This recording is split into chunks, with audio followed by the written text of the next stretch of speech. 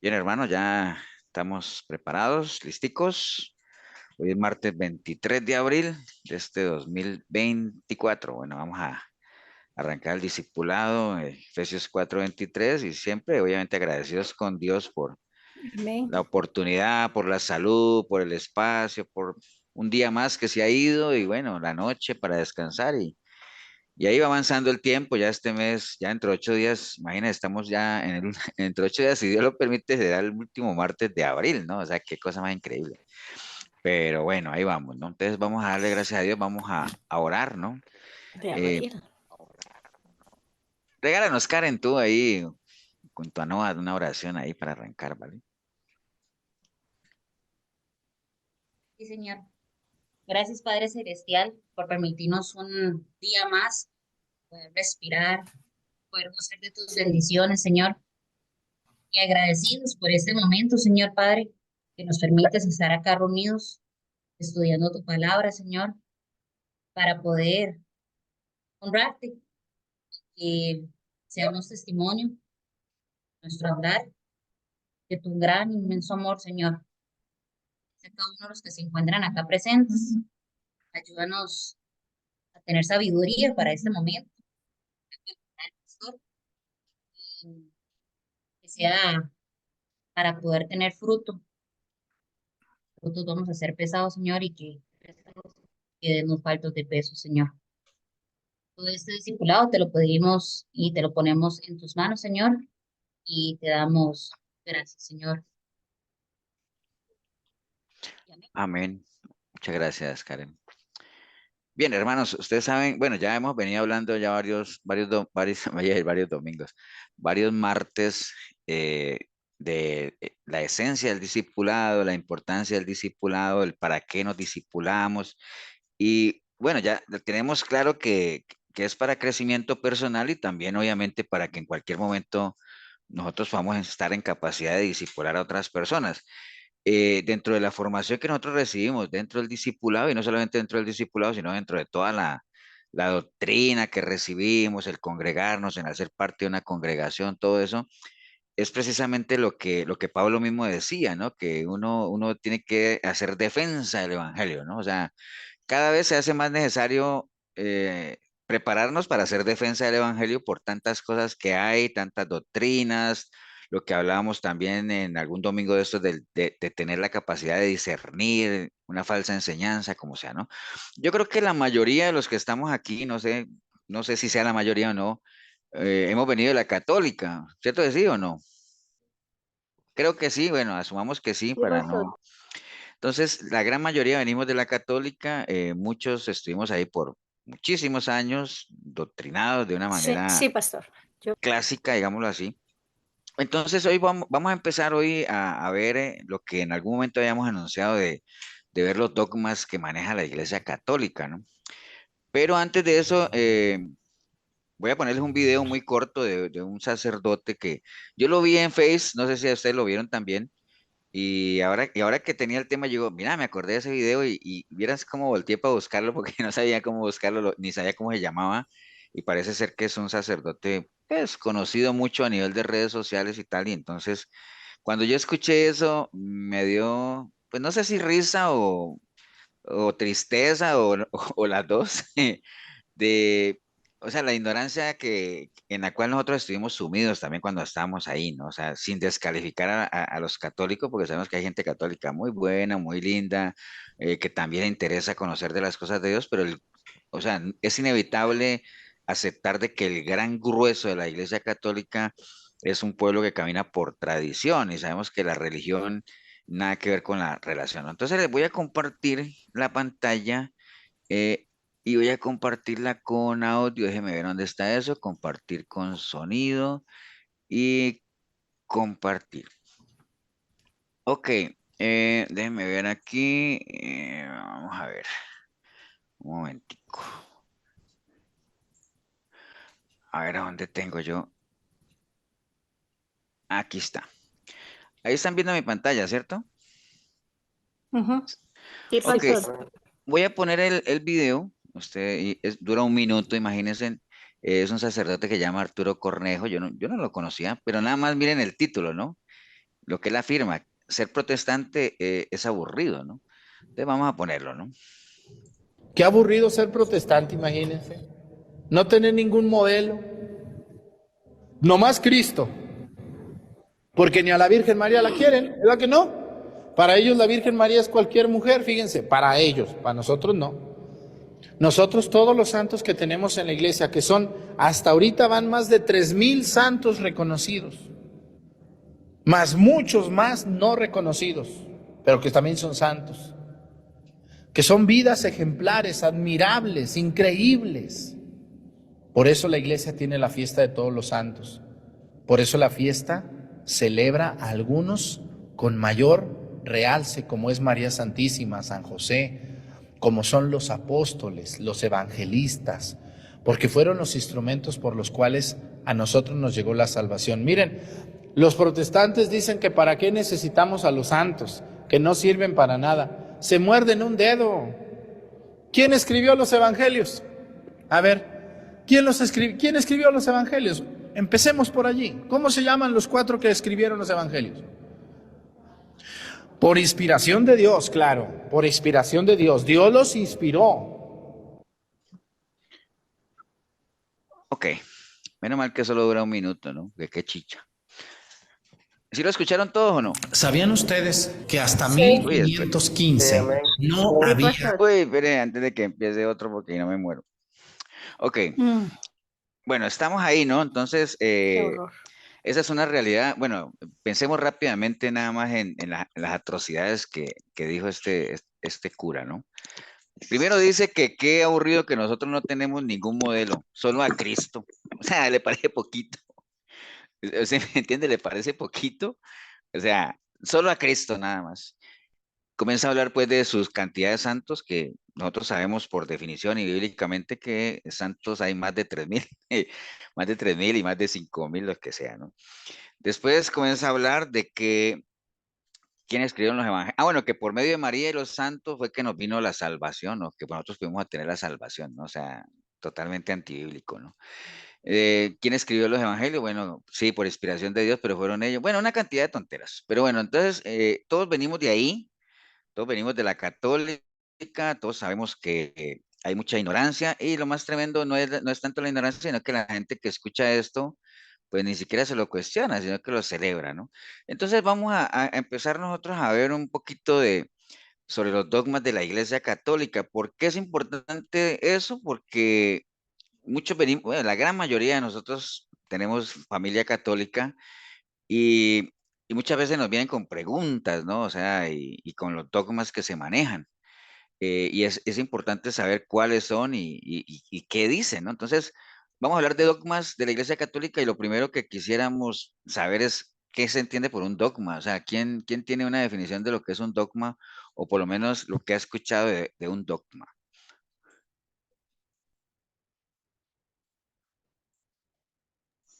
Buenas noches, hermanos. Yo creo que un dogma es algo que el Papa da por un hecho, dice que eso es, y la Iglesia Católica tiene que, bueno, los seguidores de la Iglesia tienen que aceptarlo así como el Papa lo dice.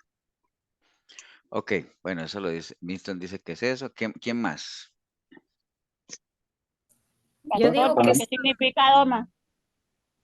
Bueno, es que eso es lo que estamos, eso es lo que estamos viendo. Para allá vamos, Erika.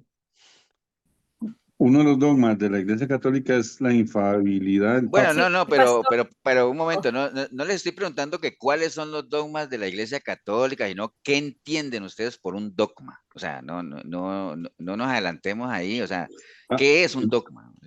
Como las Es algo que creencias que repiten mucho. Perdón, y lo una por llegan a... uno. Bueno, Elsa, primero tú, a ver, dime. ¿Quién primero, pastor? Elsa, tú. Ok. Perdón. Yo creo que es algo que le repiten y le repiten a la gente hasta que lo convierten en una doctrina, me imagino. Ok, Karina. Sí, parecido a lo que dice Elsa, las tradiciones y las costumbres que Ok, empiezan a ser inculcadas y entonces se pasan de generación en generación, etcétera. ok, bueno. Entonces, sí, o sea, obviamente todos tienen razón. Entonces, lo importante es, vamos a ver las dos definiciones. Una definición desde la óptica católica y después vamos a ver la definición en general de lo que es un dogma. Pero, ¿qué dice, por ejemplo, la Iglesia Católica de lo que es un dogma? Miren la definición, ¿no? Y ahorita vamos a ver la otra, la que está fuera del sesgo, digámoslo, de lo que es la Iglesia Católica. La Iglesia Católica dice que los dogmas es una verdad, obviamente, es una verdad que pertenece al campo de la fe o de la moral que ha sido revelada por Dios. Entonces, lo primero que dejan claro es eso. Un dogma es una verdad que ha sido revelada por Dios y que ha sido transmitida desde los apóstoles y a través de la escritura y de la tradición, ¿no? O sea, la Iglesia Católica siempre va muy ligada a la tradición. ¿Qué quiere decir eso de la tradición? De que va de generación en generación, ¿no? Y que la Iglesia la ha propuesto para que los fieles la acepten y de una manera casi que infalible, ¿no? Entonces, para ellos un dogma es una verdad absoluta, definitiva, inmutable, infalible, irrevocable, incuestionable y absolutamente segura, sobre la cual no puede flotar ninguna duda. O sea, esto que estamos viendo es la definición de la católica, ¿no? Una vez proclamado solemnemente, ningún dogma puede ser derogado o negado, ni siquiera por el Papa o por una decisión conciliar. Por eso los dogmas constituyen la base inalterable de toda la doctrina católica y cualquier católico está obligado a adherir, aceptar y creer que los dogmas de una manera irrevocable. Entonces, y miren esta contradicción, ¿no? Dice que cuando la iglesia define un dogma, no es que esas cosas empiecen a ser verdad, sino que son verdades que siempre han existido, eh, pero obviamente que su creencia ha empezado a ser obligatoria de definirse. O sea, cuando ellos dicen que establecen un dogma, no es que lo estén inventando ahí, sino que eso toda la vida ha existido. Lo que pasa es que llega un momento en que lo establecen ya para que la gente no solamente lo conozca, sino que empiece a cumplirlo como tal. Y miren este último pedazo, dice, el contenido de los dogmas es inmutable, pero la formulación de ese contenido se puede desarrollar para acomodarse mejor al modo de hablar de los tiempos. O sea, por un lado dicen que es inmutable, es decir, que no cambia, pero que a medida que pasa el tiempo se puede ir acomodando para que se modernice, algo así, ¿no? Entonces, resumiendo esto, para la Iglesia Católica, un dogma es una verdad que viene de Dios, así lo tienen establecido, y que ha sido transmitida de generación en generación y que a través de las autoridades eclesiásticas se establece para que todo aquel que pertenezca a la Iglesia Católica se someta a ello y lo obedezca de una manera irrefutable. Entonces, respondiéndole a Erika de qué es un dogma, yéndonos más allá de la católica, un dogma digamos, es una aseveración o una afirmación o un supuesto que no, que se enseña y que no admite discusión, o sea, que nadie tiene por qué discutirlo. Se dice que así es y así es, ¿no? Lo que pasa es que esta es la definición de la católica. Vamos a ver la definición tradicional, o sea, cuando usted busca en un diccionario, en internet, de lo que es un dogma. Eh, Comúnmente al hablar de dogma nos referimos a un conjunto de creencias o proposiciones que deben aceptarse sin cuestionamiento. Ahí estamos de acuerdo con lo de allá. O sea que deben tenerse por ciertas e innegables. Hasta ahí vamos bien. Pero mire esta parte, dice, a pesar de que no existan argumentos ni explicaciones para ello.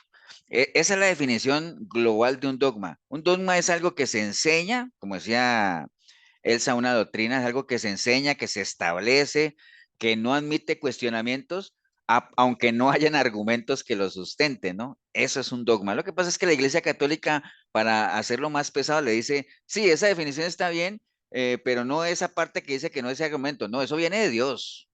Eso viene de Dios, sino que ha sido transmitido de generación en generación por medio de la gente que tiene la capacidad de poder recibir directamente de Dios revelaciones o visiones como tal, ¿no? Existen dogmas en la base de distintos discursos e instituciones que llamamos doctrinas, que es lo que decía Elsa ahora. Entonces, ahí están las dos definiciones, ¿no? O sea, si ustedes ven, hay algo en lo que coinciden y es que son supuestos o son no digamos verdades, porque por un lado la iglesia dice que es una verdad, pero la definición dice que son generalmente creencias o preposiciones, pero lo que sí están claro las dos definiciones es que no admiten discusión, nadie las puede cuestionar porque así está establecido y así es, ¿no? Lo que pasa es que la católica dice que es una verdad que viene de Dios, entonces ellos acomodan sus dogmas a lo suyo, pero por otro lado, la definición tradicional dice que realmente no es que existan argumentos que la sustenten, ¿no? Entonces, basados en estas dos definiciones, yo les hago estas preguntas. Las doctrinas cristianas, las que conocemos, ¿cuáles doctrinas cristianas se acuerdan ustedes o podrían mencionar? ¿Qué doctrinas cristianas, por ejemplo, ustedes dirían? Yo les preguntara, menciónenme algunas doctrinas cristianas. ¿Cuáles, por ejemplo? El Espíritu Santo.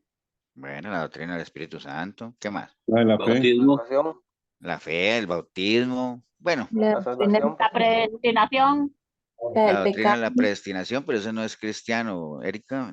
Bueno, depende de la predestinación, de qué predestinación estemos hablando. Si estamos hablando de la salvación, digámoslo, como los métodos que uno puede seguir para ser salvo, eso sí está predestinado, pero la predestinación como tal no es una doctrina cristiana, es más bien una falsa doctrina, ¿no? pastor, la Pero bueno, doctrina de la santidad. bueno, la santidad, todos esos son doctrinas, ¿cierto? Pero entonces la pregunta del millón es, ¿esas doctrinas son dogmas, sí o no? Sí. Sí, Sí. Todos dicen, Sí. sí, ¿con base en cuál definición? De que son enseñanzas. No, pero acuérdense que no todas las enseñanzas son dogmas, ¿no? Exacto, no son dogmas. No todas las enseñanzas son Según la dogmas. definición Todos los católica. En la definición segunda. O sea, todos los dogmas son enseñanzas, pero no todas las enseñanzas son dogmas, ¿no? Ahora, ellos tienen fundamento bíblico. nosotros no podríamos irnos a la definición católica, pues nosotros no somos católicos, ¿cierto que no? Tendríamos que ir a la definición tradicional de lo que es un dogma. Y acuérdese que un dogma dice que es algo que debe aceptarse sin cuestionamientos, está bien, pero a pesar de que no existan argumentos ni explicaciones para ello. Si ustedes me dicen que las doctrinas cristianas son dogmas, es porque están diciendo que son cosas que nosotros aceptamos, aunque no hayan argumentos ni explicaciones que las sustenten. ¿Ustedes creen que eso aplica para las doctrinas cristianas? No. No, Entonces no son, pastor, porque entonces no son dogmas. ¿Por qué? Porque sí hay argumentos, o sea, sí tenemos fundamentos. Eso es como cuando uno le dicen fanático. Un fanático es una fe sin fundamento. No, mi fe tiene fundamento, mi fe está en la escritura. Por eso es que los dogmas de la religión católica son falsas doctrinas o falsas enseñanzas. ¿Por qué? Porque no tienen sustento. Y ahorita No se vamos a ver sostienen. algunos de ellos. Hoy, por ejemplo, vamos a ver, nos vamos a concentrar en los dogmas marianos que son como los más comunes, ¿no? Y vamos a ver que los dogmas que ahorita Marquitos estaban mencionando algunos, son dogmas, ¿por qué? Porque son verdades que la Iglesia Católica ha establecido, aunque no haya nada que los sustente, ¿me entiende? Entonces vamos a ir allá. Entonces las doctrinas cristianas no son dogmas, sí son doctrinas, obviamente son enseñanzas, pero no son dogmas, ¿por qué? Porque sí tienen fundamento, sí tienen sustento, ¿me entiendes? Sí están bien fundamentadas. Entonces no es que uno le enseña, yo no le enseño a la gente de la iglesia, por ejemplo, la doctrina de la salvación por enseñársela o porque a mí alguien me la enseñó. No, yo la enseño, ¿por qué? Porque hay No, un porque sustento escrito bíblico, está. porque está en la palabra, porque la enseñó nuestro Señor Jesucristo, la enseñaron los apóstoles, porque es la voluntad de Dios, porque, o sea, por todo lo que sabemos, ¿me entiendes? Entonces, hay mucho sustento. Entonces, no son dogmas. O sea, las doctrinas cristianas no son dogmas. Los dogmas, acuérdense, los dogmas se caracterizan por ser creencias o proposiciones que hay que aceptarlas sin cuestionamiento, aunque no tengan base, aunque no tengan sustento. Eso es un dogma. ¿Estamos claros, no? Sí, señor. Ok, entonces, según eso, la Iglesia Católica, bueno, les iba a preguntar que cuántos dogmas tiene la Iglesia Católica, ¿alguien los vio o no? ¿Cuántos dogmas creen ustedes que maneja la Iglesia Católica? ¿Nadie alcanzó a No, ver No, no sé. quién vio el pantallazo? ¿Nadie lo vio? Qué barbaridad. Bueno, la Iglesia Católica maneja 44 dogmas, más o menos. Bueno, los principales dogmas, ¿no? De esos 44 se derivan muchísimos más. Pero siempre que uno busca, siempre salen esos 44 y están resumidos en estas 8 categorías, ¿no? Hay dogmas sobre Dios como tal, hay dogmas sobre Jesucristo, hay dogmas sobre la creación del mundo, hay dogmas sobre el ser humano, hay dogmas marianos, hay dogmas sobre el Papa y la Iglesia, hay dogmas sobre los sacramentos, hay dogmas sobre las últimas cosas. Lo que vamos a ver cuando veamos todo eso es que hay muchos dogmas sobre Dios que coinciden con las doctrinas que nosotros tenemos, pero ellos los manejan como dogmas, que no deberían ser dogmas porque, por ejemplo, les adelanto algo, un dogma sobre Dios. Hay una creencia en la Iglesia Católica de que Dios es uno solo y que hay un solo Dios verdadero y creador de todo lo que existe. O sea, eso para ellos es un dogma, pero no debería ser un dogma, eso es una verdad absoluta, es una realidad, ¿me entiendes? Pero ellos lo manejan como dogmas, nosotros no lo manejamos como dogma, como tal. Por ejemplo, en el credo de la Iglesia Católica, si ustedes, ¿alguien se sabe el credo o no? Creo en Dios Padre Todopoderoso, Por creador del ejemplo, cielo y la tierra. el credo es una lista de dogmas. Por ejemplo, creo en Dios Padre Todopoderoso. Eso es un dogma para ellos, pero para nosotros es una realidad. Creo en Jesucristo, su único Hijo. ¿Creemos que Cristo es Hijo de Dios? Claro que sí. ¿Cierto que sí? Creemos en el Espíritu Santo, bueno, ¿no? Y que nació de María la Virgen, que padeció bajo Poncio Pilato, y que fue crucificado, muerto y sepultado, que descendió a los infiernos y que el tercer día resucitó entre los muertos y subió al cielo. Ya lo que sigue ya no creemos en la Santa Iglesia Católica Romana y todo ese asunto, ¿no? Pero bueno, el credo en sí es una lista de dogmas como tal. Entonces, hay 44 dogmas agrupados en estas 8 categorías. Hoy vamos a concentrarnos en lo que está en verde, que es las doctrinas o los dogmas marianos, ¿no? Entonces, ¿y por qué es tan importante? ¿Por qué creen ustedes que esta parte que está en verde eh, es como la más conocida, es como de la que más hay información? ¿Por qué creen ustedes? Porque los católicos, por ejemplo, creen de que por medio de la Virgen es que nosotros podemos ser salvos y ella está más cerca de Dios y por eso se le pide a ella, para que ella interceda por nosotros, según los católicos, ¿verdad? Sí, más que todo también porque no es un secreto que los cristianos, digo, los católicos son más marianos que cristianos, ¿no? Correcto. De Así hecho es. usted lo ve en las iglesias católicas. De cada 10 iglesias católicas, 9 se llaman como María Reina, María Auxiliadora, María yo no sé qué, María de los Ángeles, María de las Guardias, María y de pronto alguna puede que se llame Cristo Rey, ¿no? Cosas así, ¿no? Usted le habla a un católico de Cristo y no le pasa nada, pero si usted le toca a María, mire lo que dijo ese cura ahorita que vimos el video, ¿no? Mencionó de los grandes modelos que ellos tienen, a María, a los apóstoles, a los evangelistas, a los santos, que de ellos vino la salvación. Dígame, en todo el video que usted vieron ese minuto 16 segundos, ¿en qué momento el cura mencionó a Cristo? Solamente como mofa, ¿no? Cuando dijo que nosotros no teníamos ningún modelo a seguir, solo a Cristo, nada más. O sea, como burla. De resto no lo mencionó para nada. Esa es una realidad de de los católicos.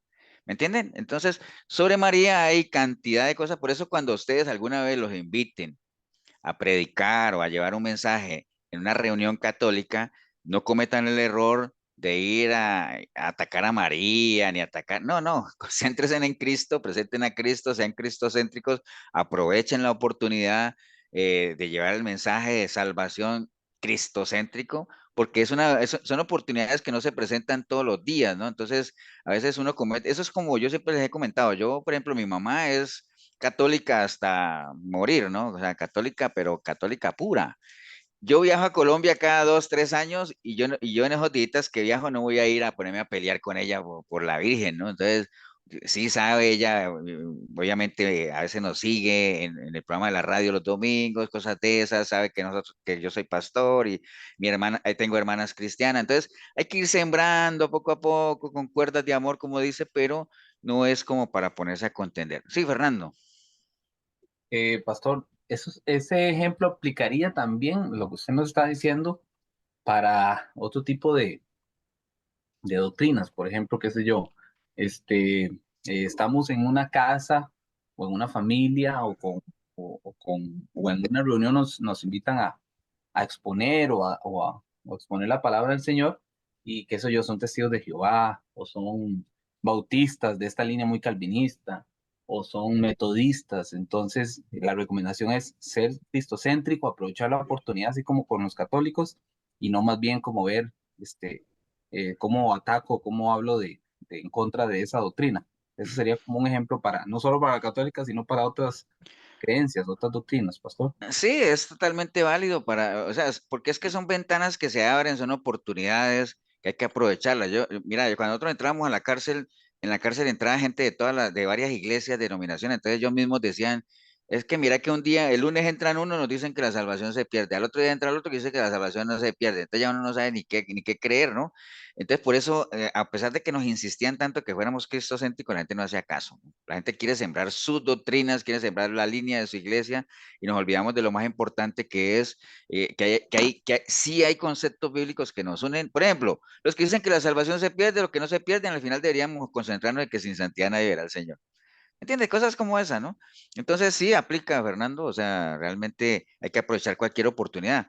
Cuando le lleguen a uno los testigos de Jehová, aunque yo no sé si es que ha cambiado la metodología de los testigos de Jehová, pero ya ellos llegan a la puerta de la casa de uno, le entregan un volantito que andan entregando, dos, tres palabras y se van. Ya no se quedan como, ni dan chance de debatir ni nada de eso, nada más parece que la función ahora es entregar los volantes y nada más.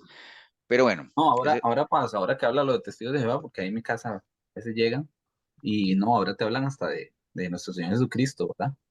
sí, Y sí, claro, sí. ahí es donde en el tema de, digamos, que si ya usted llega y les dice, ustedes creen que Jesús es Dios, ahí es donde ya empieza el problema, ¿verdad? Pero digamos, ellos te presentan a Jesús, que, que fue crucificado, que el Hijo de Dios, y te empiezan a hablar de Jesús como para envolverte, como diciendo, mira, nosotros también creemos en Jesús, ¿verdad? Pero Sí, sí, ya, correcto. ya en el Ujú. tema, que si usted les dice, bueno, ustedes creen que Jesús es Dios, y ahí es donde ya está ese choque, ¿verdad? Sí, sí, eso es importante manejarlo, ¿no? Pero bueno, vamos a hablar de María, ¿no? O sea, Pastor, hablemos, sí, ajá, que ahora que habla usted ahí con Fernando y con los que estamos conectados, qué importante sería nosotros como cristianos. Sabemos que el dogma, como acabas de decir, que nosotros sí lo tenemos respaldado a través de la palabra, ¿no? Son enseñanzas, doctrinas, pero que sería un dogma, por ejemplo, la salvación, que nada se mueva, si usted la salvación es importante. Entonces, por ese lado, sí sería bueno que fuera un dogma, que nadie lo manoseara y que otra iglesia dijera otra cosa. Ahí en ese sentido sí debería ser esos lo que dogmas. pasa es que, por ejemplo, cuando la gente que dice que la salvación no se pierde, eso es un dogma. Bueno, es un dogma según nosotros, digámoslo, porque para ellos más bien el que se pierda es un dogma dirían que para nosotros es un dogma. Obviamente nosotros que creemos que la salvación sí se pierde y la podemos respaldar con versículos bíblicos, el otro lado es un dogma, es decir, ellos dicen que no se pierde y para nosotros no tiene sustento, pero al revés ellos también. Entonces, por eso son temas que durante muchísimos años nunca se han puesto de acuerdo para nada, precisamente por lo mismo, porque cada uno saca su espada. Eso es como dos espadachines, ¿no? Usted ha visto dos espadachines que uno ataca y el otro retrocede, y después el otro ataca y el otro retrocede, y así se tiran, ¿no? Uno para allá y otro para acá. Pero yo entiendo lo que dice Milena, habrían temas tan importantes como la salvación pues deberían ser, no sé si llamarles dogmas o no, pero deberían ser cosas y sobre las cuales no puede haber ninguna estela de duda, ¿no? O sea, irrefutables, o sea, la gente no puede ponerlas en duda para nada, pero bueno, desafortunadamente, no solamente el tema de la salvación, sino muchísimos otros temas se prestan a interpretaciones personales, ¿no? A lo que cada uno entiende como tal, ¿no? Ok, bueno, hablemos de María. Bueno, partamos de ese versículo que está en Lucas 1:42 que dice, y exclamó a gran voz y dijo, bendita tú entre las mujeres y bendito es el fruto de tu vientre, ¿no? Entonces, bendita tú entre las mujeres, o sea, todos sabemos el concepto de lo que es una persona bendita y esa fue la expresión, obviamente, con la cual se refirieron a María, ¿no? Entonces, el hecho de lo que decía ese sacerdote de que para los cristianos María no es nada, no representa nada pues está equivocado, ¿no? O sea, realmente un cristiano de verdad no debería ser despectivo hacia la persona de María, ni mucho menos, ni hacia nadie en general, ¿no? Porque uno no debe hacer, ni Dios hace acepción de personas, uno menos, ¿no? Uno sabe que cada persona es valiosa, cada alma o cada cuerpito es un alma con el cual el Señor murió, ¿no?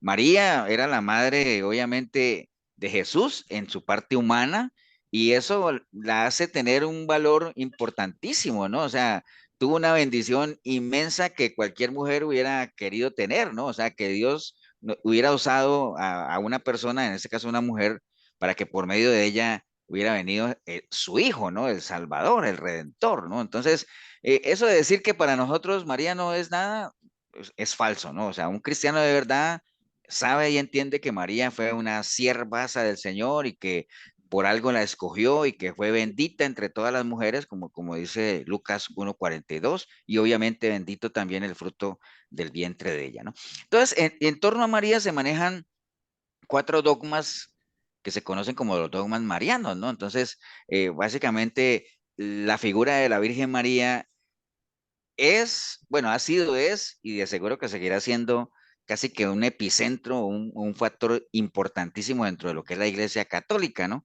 ¿Debido a qué? Bueno, adelantándoles uno de los dogmas, a que ellos la consideran la madre de Dios como tal, ¿no? Entonces, y hay una doctrina o hay una corriente teológica dentro de la Iglesia Católica que se llama la Mariología, que precisamente se encarga de eso, de lo que es el estudio de María. Imaginen ustedes, Mariología como tal, ¿no? El estudio de todo lo que es, lo que encierra y rodea a la persona de María como tal, ¿no? Entonces, hablamos obviamente que los dogmas se refieren a verdades como tal que fueron establecidas y ahorita lo vamos a ver que en los 4 dogmas marianos son verdades que la Iglesia Católica ha sembrado entre sus fieles, pero que no tienen un respaldo bíblico como tal y por eso se convierten en dogmas, ¿no? Entonces, el primer dogma tiene que ver con la Inmaculada Concepción de María, ¿no? ¿Qué es lo que dice ese dogma? Ese dogma lo que dice es que María, desde el momento de la concepción, o sea, desde el momento en que fue concebida ella por sus padres, ya ella obviamente era inmaculada como tal, es decir, no tenía pecado original, o sea, todos los demás, todos venimos con el pecado original de Adán y Eva, ¿no? Pero María no, es lo que dice la Iglesia Católica, porque fue, digamos, iba a ser la madre, por medio de ella iban a ser el hijo de Dios, entonces tenía que ser una persona totalmente limpia, pura, entonces es un dogma, ¿por qué? Porque no hay nada en la Biblia que nosotros haga referencia a esto, ¿no? De que realmente María desde antes de nacer fue concebida inmaculada, es decir, sin pecado original como tal, o sea, eso no lo dice, más bien la Biblia, ¿qué dice la Biblia? ¿Qué dice la Biblia con respecto a eso? ¿Alguien se le viene ahorita algún versículo que contradiga eso de entrada?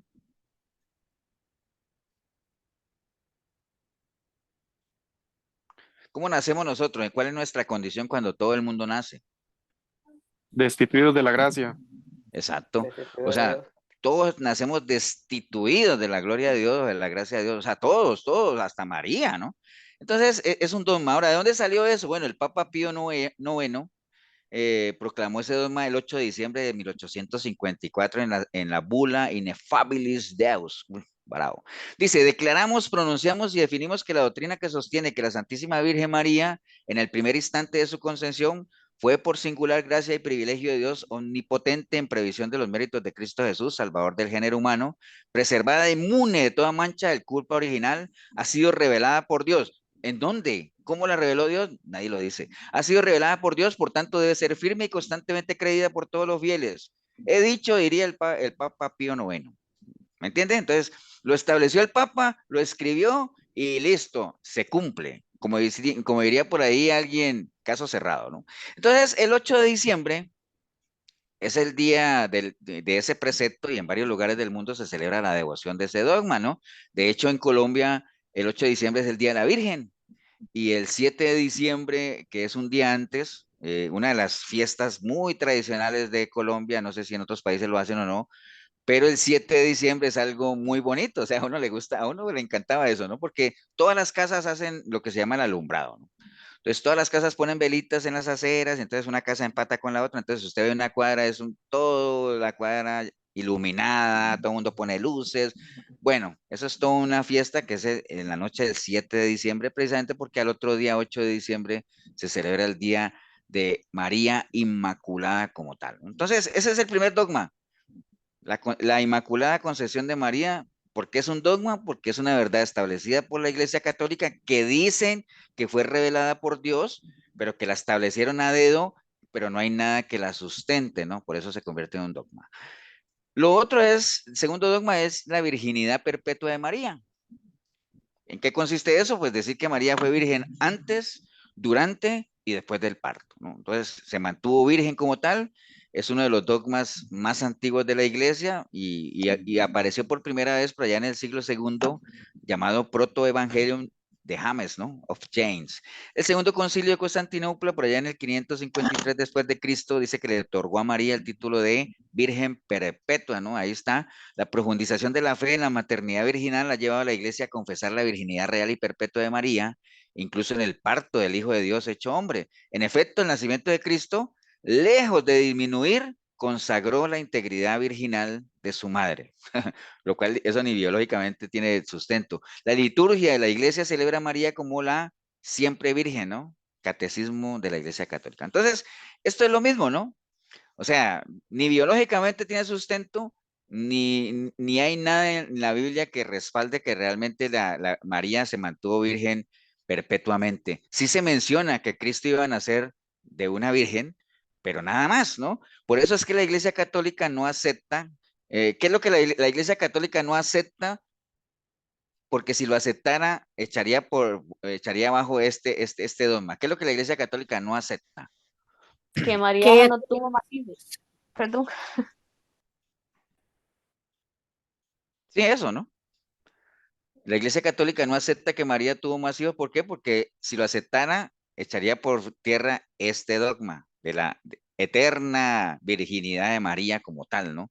Entonces, por eso dicen que no, ella tuvo a Jesús y nada más, y dada la naturaleza de Jesús, pues mantuvo su condición de virgen como tal, ¿no?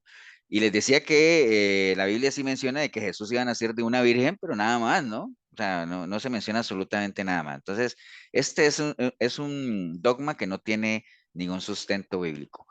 El tercer dogma es la asunción de María Virgen, ¿no? La asunción de María Virgen, ¿a qué se refiere? Dice que después de su vida ya fue llevada en cuerpo y alma por los ángeles al cielo. Es decir, fue asunta, a diferencia de Jesús, que ascendió entre los cielos. Esta palabra asunta, ¿qué quiere decir? Jesús, digamos, ustedes saben que Jesús ascendió al cielo, pero él no tuvo que esperar a que los ángeles lo llevaran o que Dios lo jalara, ¿no? O que lo remolcara, ¿no? Él subió por su poder mismo, porque 100% Dios también. En el caso de María, ¿no? María tuvo que ser llevada ¿por quién? Por los ángeles, obviamente. Acuerden que los ángeles son seres espirituales que obedecen órdenes de Dios, ¿no? O sea, son mensajeros, ¿no? Entonces, por eso eso quiere decir la palabra asuntar o que fue asunta, ¿no? Digamos, ese dogma fue proclamado el 1 de noviembre de 1950 por el Papa Pío XII en la Constitución Apostólica Munificentissimus Deo. La Iglesia entonces estableció que el 15 de agosto de cada año se celebraría el Día de la Asunción de la Virgen, y en varios países este día es feriado, y además para toda la Iglesia es día de ese precepto, ¿no? Obviamente en Costa Rica el 15 siempre era feriado, ahora ya no, ahora lo corren, pero el 15 sigue siendo el Día de la Madre, ¿no? Que en honor precisamente a la Asunción de María Virgen como tal.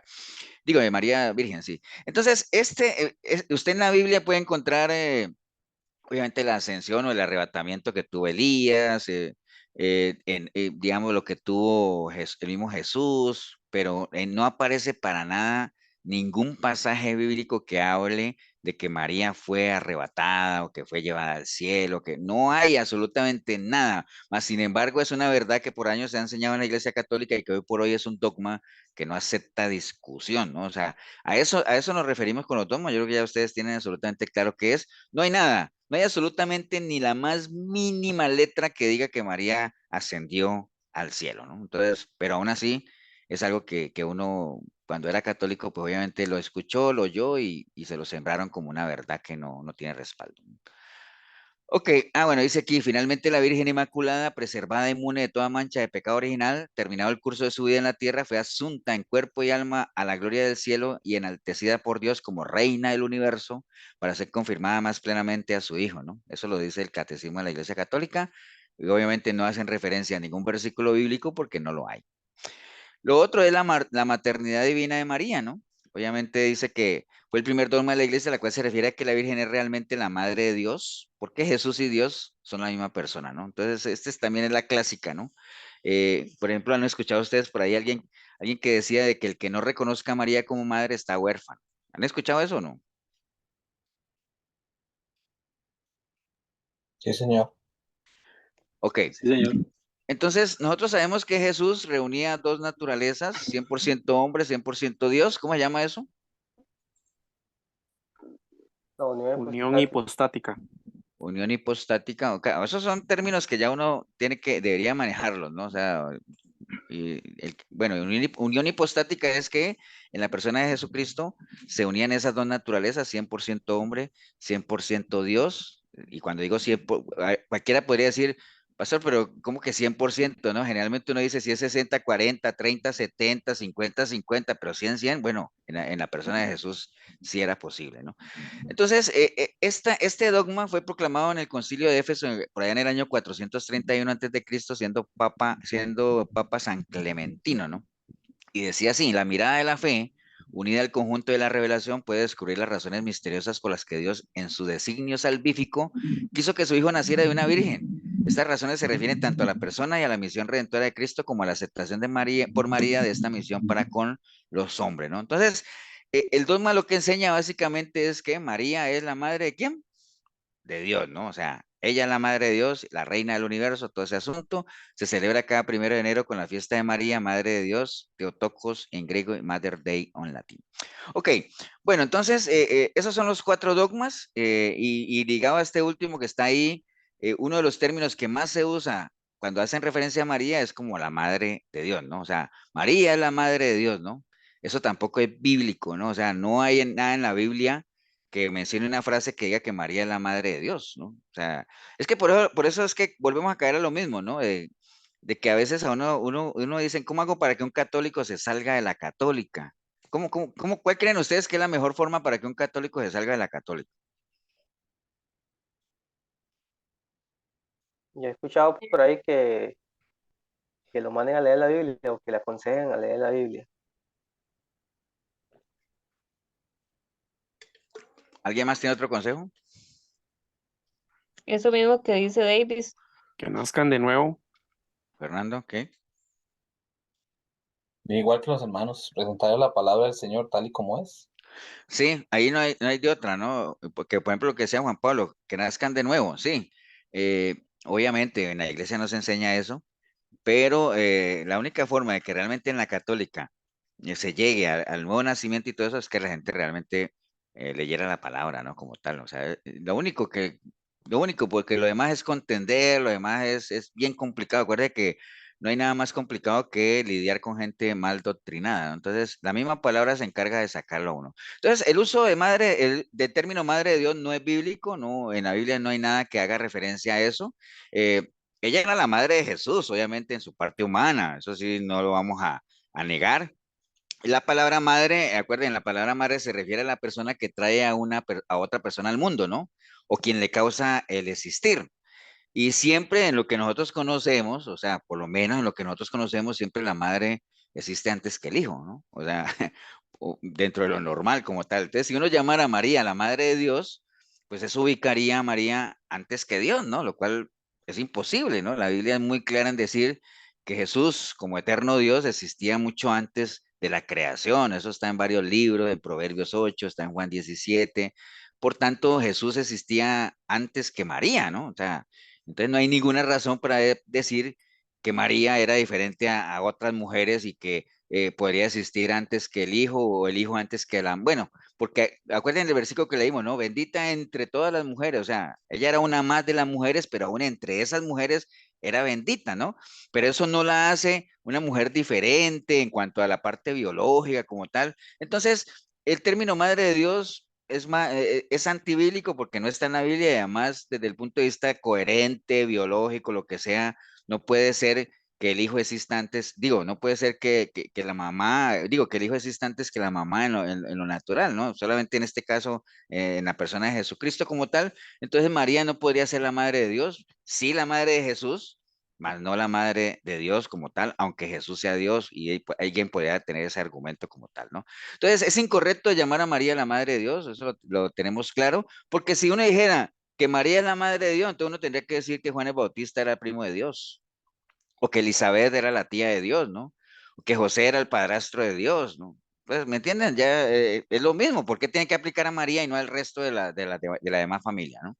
Entonces, está bien, ¿no? Entonces, algunos otros usaban, digamos, el concepto o la palabra madre en relación a María, pero hay que tener en cuenta que bíblicamente Jesús nunca utilizó ese término para referirse a María como tal, ¿no? Acuérdense que él siempre le llamaba mujer, ¿no? Mujer, le decía mujer, mujer y mujer, ¿no? Básicamente, y cuando la Biblia, no Jesús, cuando la Biblia hace referencia a María como madre, siempre hablaba de la madre de Jesús. Cuando es uno, Hechos 1:14, ¿no? básicamente ahí. La única vez que Jesús utilizó el término madre, estando María presente, ni siquiera fue Yo creo para llamarle madre como así sola, sino que le dijo a Juan, ¿se acuerda? He ahí a que tu cuando madre. él murió, aquí hermano, yo creo que fue cuando él estaba en la cruz y le dijo ¿verdad? Cuando él estaba en la cruz y le Sí, sí. dijo, de ese, no sé qué le Sí, dijo. es lo que estamos diciendo ahí, que cuando estaba en la cruz y le dijo a Juan, he ahí a tu Ujú, madre, ¿no? Pero ujú. no se refirió a ella como mi madre, como tal, ¿no? Entonces, y ahí también hay algo importante, ¿no? O sea, estando Jesús en la cruz, estando María ahí, imagínense que era una buena oportunidad como para que Jesús, en medio de lo que estaba pasando, en medio de su sufrimiento, hubiese buscado consuelo en su madre, ¿no? O sea, es cierto que sí, si es que María era tan importante o es tan importante como no la venden el cristianismo, que fue una mujer importante por lo que hizo, pero es que la importancia que el catolicismo le da a María ya es sobredimensionada como tal, ¿no? Entonces, estando Jesús en la cruz, con lo que estaba sufriendo, era una buena oportunidad como para refugiarse en su mamá, digámoslo así, en buscar ayuda en ella, mas sin embargo no lo hizo, ¿cierto que no? Porque ¿quién buscó consuelo y ayuda a Jesús en la cruz? En el Padre. En su padre. En el Padre, sí, o sea, no buscó ayuda en María, ¿no? Básicamente, ¿no? Él buscó en su Padre, Padre, ¿por qué me has abandonado? Padre, en tus manos encomiendo mi espíritu. Bueno, siempre al lado del Padre, ¿no? Entonces, como tal. Los católicos, y también hay algún concepto con el que se asocia a María, es como la reina del cielo, ¿no? Es que miren hasta dónde está la ignorancia, ¿no? El término reina del cielo sí es bíblico, ¿cierto que sí? Sí es bíblico, o sea, sí aparece en la Biblia, pero nunca haciendo referencia a María como tal, sino más bien haciendo referencia a un ídolo, a un demonio por allá, alguien que Israel adoraba en lugar de Dios y le llamaban la reina del cielo, pero está refiriendo a una figura que idolatraban y que no tenía nada que ver con Dios como tal, y eso usted lo puede encontrar allá en Jeremías y en varios pasajes, pero reina del cielo no tiene nada que ver con María, más bien hacían alusión a un demonio, a un ídolo como tal. Pero aún así, en la católica se usa el término reina del cielo para hacer referencia a María. Entonces, miren la ignorancia que hay en torno a eso. Entonces, eso en torno a esto que está aquí, del uso de Madre de Dios como tal para María, ¿no? Ahora, otro punto que es bien importante saber es el tema de que los católicos dicen que ellos no adoran a María, sino que la veneran. Y ahí se centran bien y decir, pero es que nosotros no adoramos a María, nosotros la veneramos, ¿no? Pastor, Realmente, perdón, ujú, pastor, y es que sí. yo lo que no me explico es que como ellos dicen, ¿verdad? Que ellos leen y todo, entonces en los 10 mandamientos no sale que no idolatrarán y que este que el otro. Estando escrito eso en la Biblia, como ellos van a decir, y de hecho dicen, no, es que nosotros no veneramos, eso es lo que hacemos, no idolatramos. Sí, pero es que Eso es la lo que gente, dicen ellos. pero es que los católicos no leen la Biblia. O por lo menos muy poquito la leerán, pero, y si la leen, no la escudriñan, ¿me entienden? Entonces, porque no hay guía.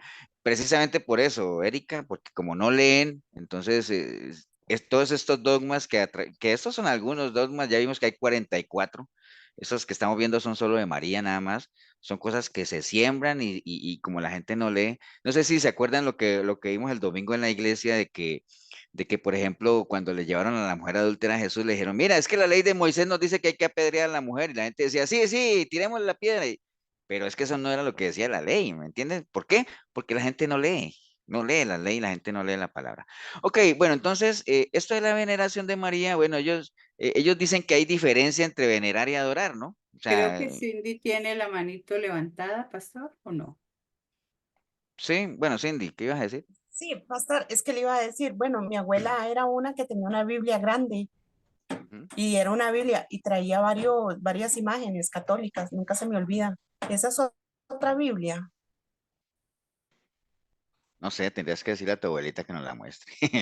No, porque no sé. O sea, es que, mira, hay Biblias que traen muchos mapas, hay Biblias que traen mucha concordancia, hay Biblias que traen muchas imágenes, hay Biblias que traen muchos pies de página. Yo tengo una Biblia de estudio que la trajeron de Colombia que es buenísima porque antes de cada capítulo hay toda una sinopsis del libro y contexto histórico que lo pone a uno, antes de empezar a leer el libro, ya lo mete en la historia como tal. Entonces, no dudo de que hayan Biblias así con una cantidad de imágenes y todo ese asunto, ¿no?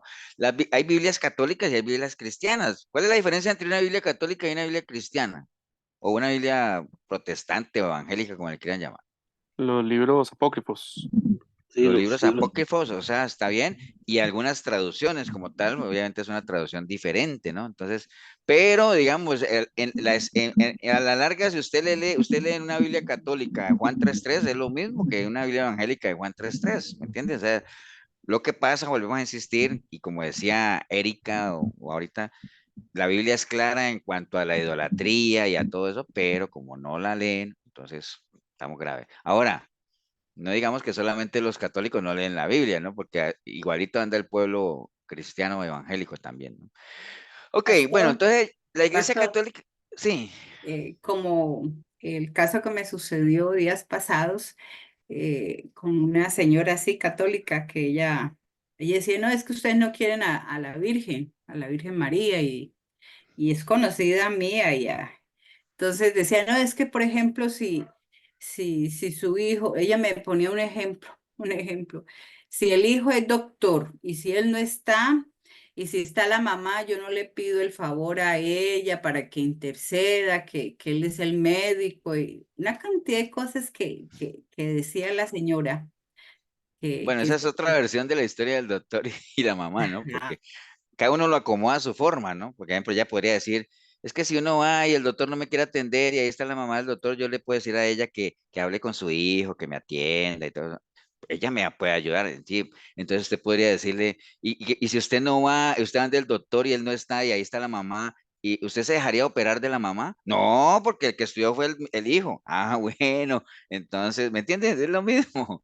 Pues cada uno acomoda su versión a su lado como tal, ¿no? Entonces, pero es parte de eso. Ahorita vamos a ver esa parte de la intercesión como tal. Pero ahorita estamos en la veneración de María, ¿no? O sea, que la Iglesia Católica dicen que no, que ellos no adoran, que ellos veneran, básicamente en eso, y que sus miembros, obviamente, ellos solo idolatran a Dios como tal, pero que a María se le conoce como hiperdulia. Son términos ahí que se manejan y a los santos, pero a la larga todo eso es lo mismo, ¿no? Todo lo que implique hincarse delante de una imagen representando a una persona o Dios y orar por ello y darle oración, es lo mismo, ¿no? Es exactamente lo que hacía Israel en el Antiguo Testamento cuando iban detrás de sus Baales o detrás de otros dioses y cada vez que lo hacían siempre eran regañados y castigados por Dios por hacer lo mismo. Entonces, no me vayan a decir los católicos que ellos no se hincan delante de María. No, y los santos y todos esos 3.000 santos que dijo ese cura, y que no le prenden velitas, que no le oran, o díganme ustedes que están aquí, díganme ustedes cuando el 2 de agosto entrevistan a toda esa gente que va para Cartago, dígame si alguno menciona a Cristo. Nadie, ¿no? Todo el mundo que la negrita me hizo aquí, que la negrita allá, ¿me entienden? Entonces, esa es la realidad del pueblo católico como tal. Es una veneración, es una adoración, y peor aún porque es atribuirle a María cosas que, dándoles el beneficio de la duda, supuestamente ha hecho Dios, ¿no? Pero a la larga les decía, todo eso es lo mismo, todo eso es idolatrar como tal. Acuérdense allá en Éxodo, cuando Aarón hizo el becerro de oro, obviamente era idolatría como tal, y qué le pasó a ese pueblo y al mismo Aarón, fueron regañados cantidad de veces. Esa era una historia repetida y repetida y repetida, y sabemos, nosotros que conocemos ya un poco más de historia, que si hay algo que a Dios le irrita es digamos, el adulterio, en este caso adulterio espiritual como tal, ¿no? Entonces, para el católico no hay diferencia, digamos, entre adoración y la oración que se ofrece a Dios o a María o a los santos. Ellos dicen que a la larga todo lo que se le pida a María va a dar a Dios, todo lo que se le pida a los santos va a dar a Dios, entonces que al final es lo mismo, lo único que lo que están haciendo es como canalizar el asunto como tal, ¿no? O sea, en la Biblia como tal, o durante los primeros 4 siglos de la iglesia cristiana o la iglesia primitiva como tal, no hay menciones ni nada de que se deba venerar o adorar a María, ¿no? Esto es algo, pues, no que sea nuevo, pero es algo que empezó por allá casi 400 o 370 años después de Cristo, ¿no? Eso fue muchísimo. Imagínate, casi 4 siglos después de Cristo que empezaron con todo esto de que había que venerar y adorar a María, un grupo de mujeres que se llaman coliridianos, básicamente que es tomado de algo que está en Jeremías 7:18, cuando es una costumbre de mujeres que hacían tortas, digámoslo, para su diosa como tal, y por ahí salió esa corriente de idolatrar como tal, o tener una figura femenina a quien idolatrar, ¿no? Pero, digámoslo, fue algo que la iglesia cristiana por mucho tiempo luchó porque era una herejía como tal, pero al final es algo que se estableció y fue viniendo, como decía, ya de generación en generación como tal, ¿no? O sea, el Pastor, cristiano, sí. a mí me preguntó una vez una testigo de Jehová de que así como los católicos le piden quieren de que, pues que María intercede con su hijo para que su hijo interceda por nosotros, ¿verdad? Ante Dios. Eso hablando en el lado de ellos, ¿verdad? Lo que ella me dijo. Pero dice, la testigo de Jehová dice, entonces no le gustaría a usted hablar directamente con Dios, dice, sin ningún, que tenga que acudir al hijo de él primero y luego a Dios, dice. Y le digo yo, es que eso es bíblico lo que dice ahí, dice que Él fue el que murió por nosotros y Él es nuestro abogado y Él es la verdad y Él es el camino para llegar hacia Dios. Lo Y que pasa es ella que, está en otra lo que posición. pasa es que hay que entender digamos, orarle, a veces uno dice, ¿a quién le tengo que orar? ¿Al Padre, al Hijo o al Espíritu Santo? O sea, los tres son Dios, o sea, Dios hay uno solo, o sea, no es que tenemos tres dioses y cuando nos conviene, digamos, le vamos a orarle al Hijo para que no nos oiga el Padre, o oremosle al Espíritu Santo, que es Espíritu, para que los otros dos no nos vean, o sea, es lo mismo, ¿me entiendes? Entonces, orarle a Jesús, orarle a Cristo es como orarle a Dios, es exactamente igual, ¿no? Lo que pasa es que, digamos, son tres manifestaciones diferentes y cuando el Señor estuvo aquí en la tierra, pues dijo, no hay ningún mediador entre Dios y los hombres, sino Él, o sea, la salvación vino por Él y nosotros no podemos ir al Padre si no es por Él, básicamente, ¿no? Pero es Dios, o sea, eso es lo que no podemos pasar por alto como tal. Diferente es que yo me ponga a rezarle a Zancudo, entonces, ¿me entienden? Para lograr un favor de Dios como tal. Entonces, bueno, esto de que el cristiano no debe adorar imágenes, pues eso ya lo tenemos más que conocido como tal. Es bueno que esté aquí dentro del texto que estamos evaluando. Básicamente la defensa de los católicos es que lo que les decía ahorita, ¿no?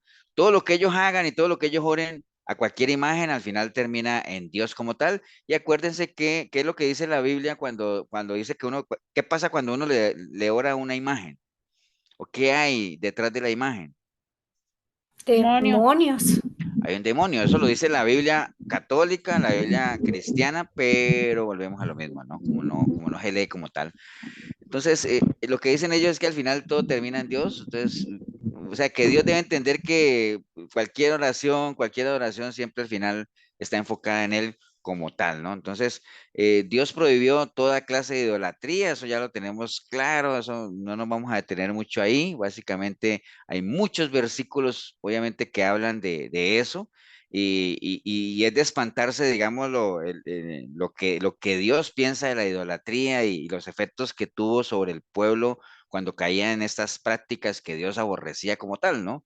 Usted lo ven en Levítico, por allá, en Deuteronomio, inclusive en Romanos, cuando Pablo decía que cambiaron la verdad de Dios por la mentira, honrando y dando culto a criaturas antes que al Creador.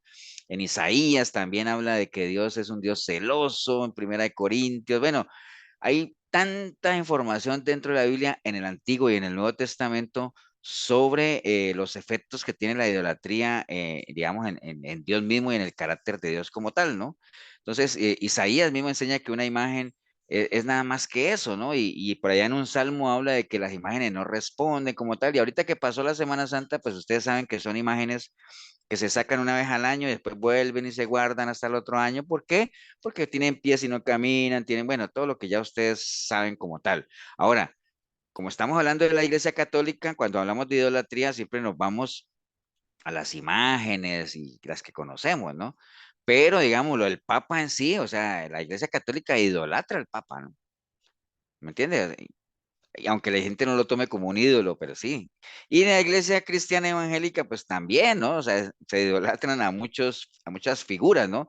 Que de hecho, acuérdense que a veces a uno le preguntan, ¿usted qué iglesia va? Y uno debería ir, yo voy a la iglesia de Cristo que está ubicada en Cartago.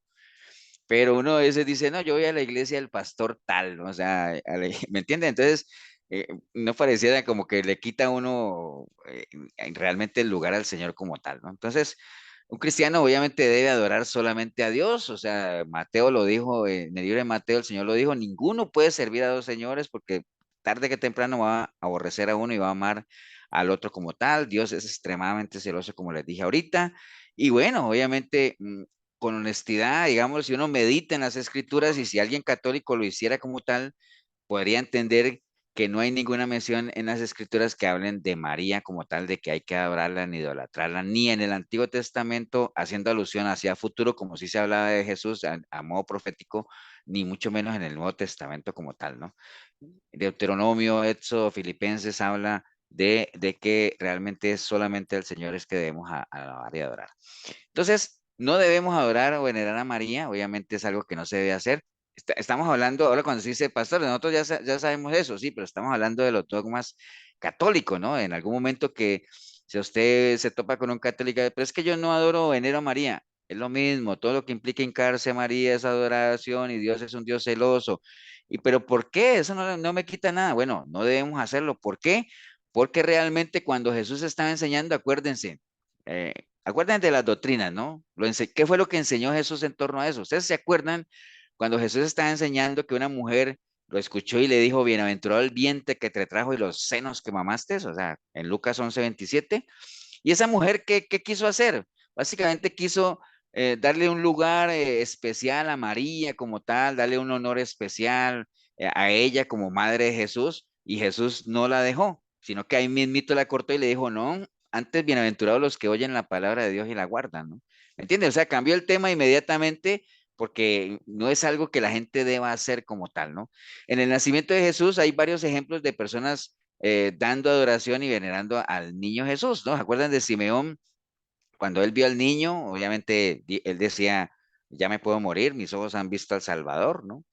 Ana, allá en Lucas 2:38, los Reyes Magos fueron obviamente también a adorarle a él, al niño como tal, pero en ningún momento los Reyes Magos dijeron, venimos a ver al niño y a la mamá. No, nadie, nadie fue a ver a María, ni mucho menos, ¿no? Ni Entonces, eran reyes, ¿verdad, pastor? bueno, ni eran reyes ni eran magos, bueno, eran del oriente, digámoslo así.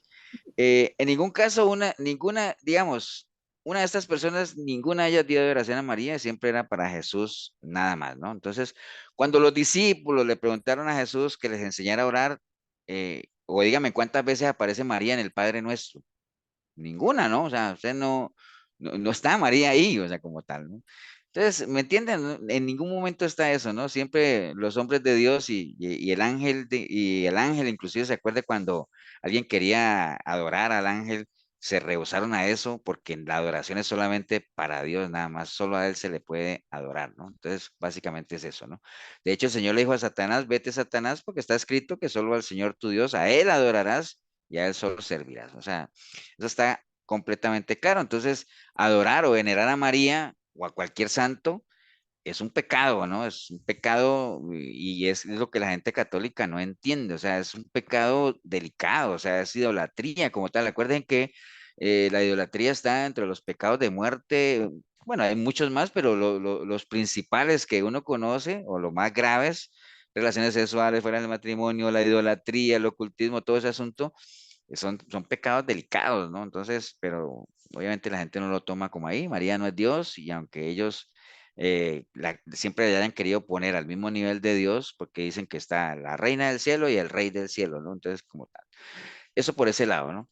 Ahora, en lo que tiene que ver de la intercesión de María para los pecados, hay mucha gente que busca la ayuda de María para obtener el perdón de los pecados y hacen peticiones a María en esa línea, ¿no?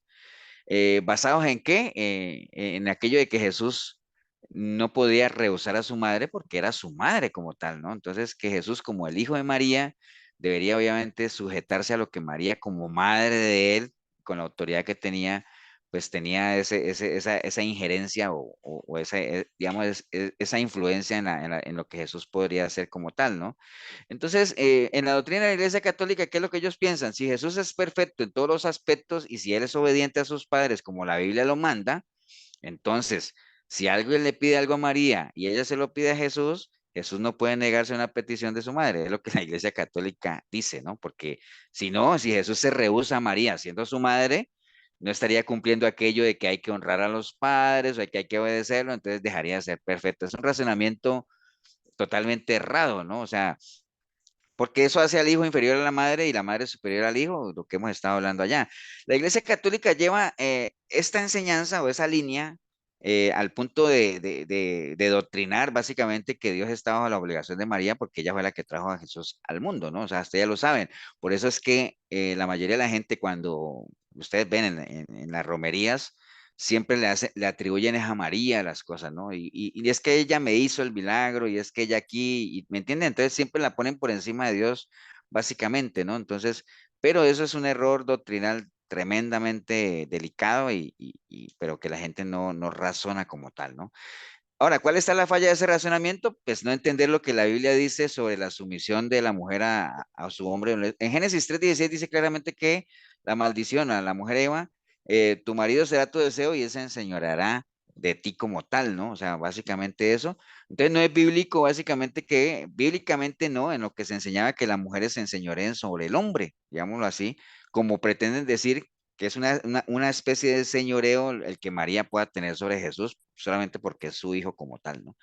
Básicamente eso, ¿no? Entonces, ya después, cuando Jesús era adulto, obviamente entró en una relación, María, de la relación con Jesús era como de cualquier mujer cristiana, usted no ve pasajes en la Biblia o en las películas que uno ve, de que, es más, uno pocas veces ve esa relación de Jesús con María, ¿no? Como madre, como tal. De hecho, acuérdense que él se fue, después volvió, se metió bueno, por lo menos como uno lo ve, que le dicen, a María le fueron a contar que Jesús había vuelto, ella fue a verla al templo y todo eso, pero no, él ni siquiera llegó a la casa, ¿no? Él llegó directamente a la sinagoga como tal, pero no hay esa relación de ella como madre, sino que la relación de él con María era la relación como cualquier mujer cristiana o cualquiera de sus seguidoras como tal, ¿no? O sea, no hay esa relación de ella como madre, ¿no?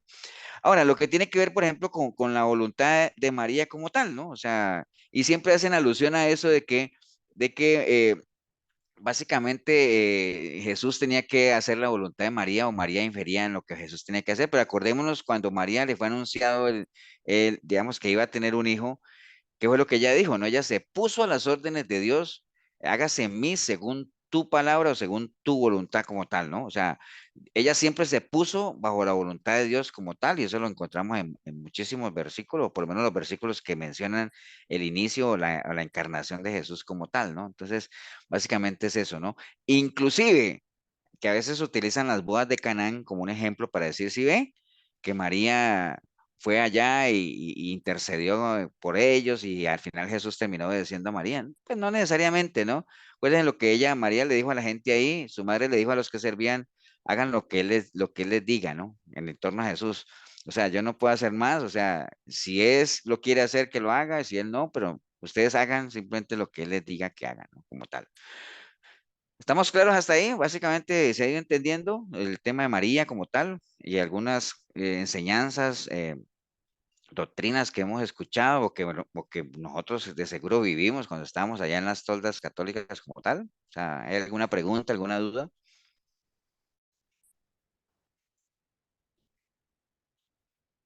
No, pastor, Todo muy gracias. bien. Ok, bueno, la última vez que usted encuentra o que la Biblia claramente menciona a María es en el libro de Hechos, ¿no? O sea, si ustedes ven, es básicamente ahí en Hechos donde se menciona. Ya después de Hechos, la figura de María como tal, pues pasa a un segundo plano como tal, ¿no? O sea, es en Hechos 1 del 13 al 14, ¿se acuerdan cuando los discípulos fueron reunidos para orar y María estaba entre ellos, ¿no? Y ella también, como un cristiano más, como una persona más, ella oraba directamente a Dios también y entonces eh, ella no tenía ningún estatus diferente a lo que tenía la demás gente que estaba ahí escuchando a los apóstoles como tal y cuando recibió, y todo exactamente igual como tal, ¿no? Entonces ella también obviamente necesitaba ponerse en las manos de Dios y necesitaba de Dios para su vida misma como tal, ¿no? Entonces, la Biblia no representa que en los cielos puedan normalmente oír oraciones de los seres humanos en la tierra. Eso lo enseña la Biblia en diferentes pasajes como tal, que tiene que ver con la comunicación con los muertos.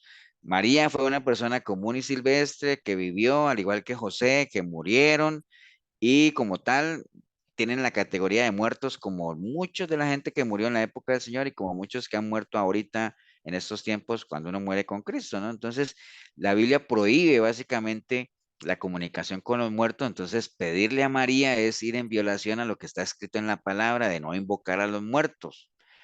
Es dudoso, obviamente, si María pudiera escuchar a cualquier persona orando, imagínense eh, qué hacemos con Deuteronomio 18:9, dice, cuando entres a la tierra que Jehová tu Dios te da, no aprenderás a hacer según las abominaciones de aquellas naciones, no se ha hallado en ti quien haga pesar a su hijo o su hija en el fuego, ni quien practique adivinación, ni agorero, ni sortilegio, ni hechicero, ni encantador, ni adivino, ni mago, ni quien consulte a los muertos, porque es abominación para Jehová cualquiera que hace estas cosas, y por estas abominaciones Jehová tu Dios echa a estas naciones delante de ti. Eso está en el libro de Deuteronomio.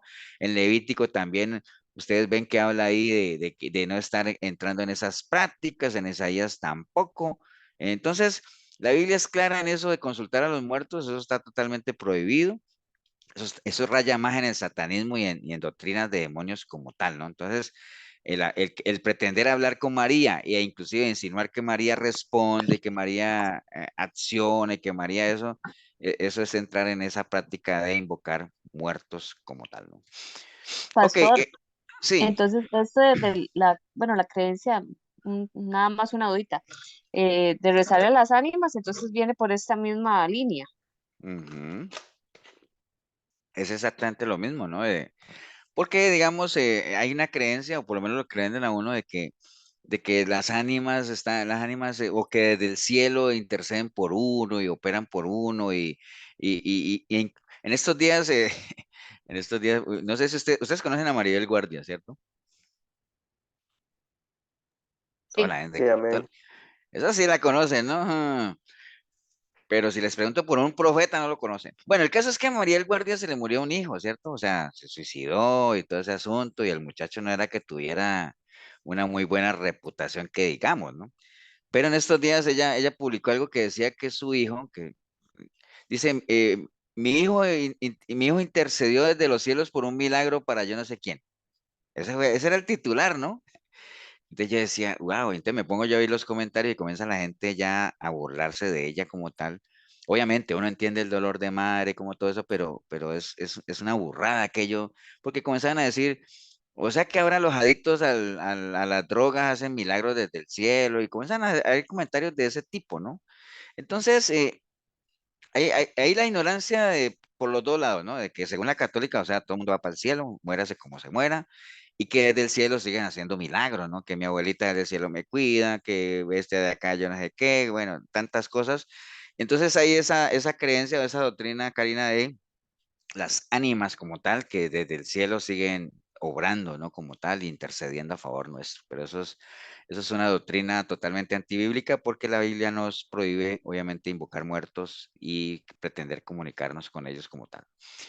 Ok, entonces, básicamente en eso, ¿no? O sea, el propósito de la oración siempre tiene que ir directamente, obviamente, al Señor. Eso de buscar a María de los Santos para que intercedan por uno, es un mal entendimiento de lo que es el propósito de la oración. Acuérdense que el Señor mismo nos dijo, cuando ustedes oren, oren directamente al Padre. O sea, no tienen que orar ni a ningún santo ni nada de eso. Básicamente es eso, ¿no? La oración es parte de ese proceso por el cual el Señor vino a volvernos en amistad con Dios precisamente para que nosotros podamos tener comunicación directa con Él, ¿no? Básicamente, o sea, no necesitamos de ningún santo como tal, ¿no? Ahora, ¿qué fue lo que enseñó Jesús en torno a esto? Eso de, digamos, todo lo que nos han pretendido enseñar de que Jesús estaba obligado a obedecer a María, como les decía ahorita, cuál fuera el deseo de ella, no aparece en la Biblia porque Jesús fue muy claro en que él vino a hacer la voluntad del Padre, ¿no? Él no vino a hacer la voluntad de nada. Y hay un ejemplo claro ahí de que Jesús no se sujetaba a María, ni mucho menos por ser su madre, ¿no? Hay una parte que él, digamos, cuando ya estaba enseñando una vez y vino María y sus medio hermanos para llevárselo para la casa, ¿no? O sea, no sé si se acuerdan porque decían que él estaba como fuera de sí por todo lo que hablaba como tal. Y entonces le dijeron a Jesús ahí, tal vez porque José acaba de morir y todo ese asunto, le dijeron que ahí estaban su mamá y sus hermanos que querían llevarlo a casa, ¿no? Porque él, recuerden que él andaba evangelizando, andaba por aquí, cuando él llegaba ahí a su ciudad, él ni siquiera llegaba a su casa, él seguía, él era incansable realmente. Y entonces vinieron ellos para llevárselo, ¿no? Para llevárselo a la casa. Pero entonces él, ¿qué fue lo que dijo, no? Le dijeron, ahí está tu madre y tus hermanos. Y él dijo, pero respondiendo él al que le decía esto, dijo, pero ¿quién es mi madre y quiénes son mis hermanos? Y extendiendo sus manos a sus discípulos, dijo, he aquí que mi madre y mis hermanos, porque todo aquel que hace la voluntad de mi Padre que está en los cielos, ese es mi hermano y esa es mi madre. Entonces, y siguió ahí, ¿me entiendes? Por más que, que le dijeron que vino su mamá a llevárselo a la casa, él nunca se sujetó a ella. ¿Por qué? Porque él no vino a hacer la voluntad ni de ella ni nada, él vino a hacer la voluntad del Padre. Porque todo aquel que hace la voluntad de Dios, ese es mi hermano, está en Marcos, está en Lucas y está en Lucas también. Si alguno viene a mí, no aborrece a su padre, a su madre, a su hijo, pues no puede ser mi discípulo. Entonces siempre hacía alusión a eso, en lo que tiene que ver con la familia, ¿no? Pastor. Sí, señor. Y también que Jesús desde pequeñito, él ya traía como eso, ese propósito, sabía a lo que venía. Cuando él se le perdió a José y a María y lo andaban buscando, era él, y el Señor Jesús estaba pequeño y estaba metido en el templo y le dice a María, no sabes que en el negocio de mi padre tengo que estar, ¿verdad? ¿Verdad? Estar escuchando la palabra, predicando y todo lo demás que a él vino, ¿verdad? Correcto. Ahora, eso fue a los 12 años, ¿no? Digamos, antes de eso, digamos, cuando él tenía 1 año, 2 años, tres, hasta los 11, y antes de eso, ¿él sí le hacía caso a la mamá o no? Sí, claro. Sí, claro. Bueno, no lo dice la Biblia. Bueno, la Biblia no No lo dice, sabemos. pero probablemente sí, o sea, era un niño, obviamente que un niño judío como cualquier otro. Y lo que pasa es que en ese momento él se perdió y estaba en el templo y entonces le decía, pues, bueno, en la casa de mi padre tengo que estar. Después no volvimos a saber nada de él hasta los 30. Suponemos que vivió con sus papás ahí, ayudándole a su papá en la carpintería, como cualquier otro hijo, ¿no? Pero bueno, básicamente sabemos y nada más dejar claro que él vino a hacer la voluntad del Padre, no la voluntad de María como tal. De hecho, en las bodas de Canaán, acuérdate, cuando ella se le acercó al Señor para hacerle la petición que ya conocemos, salió regañada, ¿no? Cuando él en Juan 2:4 le dice, pero mujer, ¿qué tienes conmigo? ¿Me entiendes? Entonces, queriéndole decir, bueno, para qué quieres manejar mis asuntos, ¿no? O sea, como decirle, no te metas en mi ministerio, ¿no? Básicamente, sujétate a lo tuyo. Pero básicamente es eso. Entonces, es un error tremendo tratar de usar a María como madre de Jesús, como una palanca o como un medio para nosotros poder tener, digamos, beneficios adicionales con el Señor. Ya eso lo sabemos de antemano, ¿no? Eso en cuanto a María y la intercesión de los santos, pues ni se diga, ¿no? O sea, ahora que hablaba ese cura de la cantidad de santos que tuvo, la Iglesia Católica separa a los santos y ya sabemos, o no sé si ustedes han escuchado o visto más o menos cómo es el proceso para que alguien se vuelva santo, ¿no? Que imagine que el cura decía ahorita que son yo no sé cuántos santos reconocidos y otros yo no sé cuántos no reconocidos, ¿no? O sea, pero al final es todo un proceso como tal y eso va en contraste a lo que la Biblia habla de los santos, ¿no? O sea, ya nosotros sabemos de antemano que en Éfeso, en Filipos, en Roma, en todas las iglesias que habían, cuando los apóstoles o Pablo en particular le escribían a ellos, les hablaban como a los santos de ese entonces o de ese lugar. Y ya sabemos que todo aquel que ande en santidad, pues es un santo, ¿no? O sea, lo que pasa es que eso jamás lo van a aceptar en la iglesia católica como tal. María tuvo otros hijos. Bueno, obviamente que José y María tuvieron otros hijos después de Jesús, es obvio, pero la Iglesia Católica lo ha negado por todos lados, ¿no? O sea, la Biblia hace referencia a los medio hermanos de Jesús, a los hermanos de Jesús, eh, porque algunos podrían decir, pero es que siempre se les llamaba hermanos a los de la iglesia como tal, no, pero ellos siempre hablan de sus hermanos, ahí está y siempre que hacía referencia a los otros hablaba de los discípulos como tal, ¿no?